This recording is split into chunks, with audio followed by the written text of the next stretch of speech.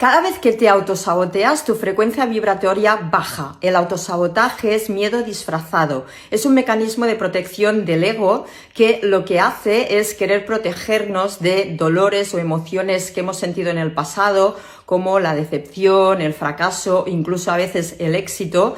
Y se han creado patrones neuronales que a base de repetición se han ido grabando, y estos patrones, estos comportamientos hacen que diferentes partes de uno mismo vayan en direcciones opuestas. Estas son las situaciones como, por ejemplo, cuando procrastinamos, somos muy perfeccionistas, nos exigimos, autocrítica, muchas creencias limitantes recurrentes, el pensamiento rumiante.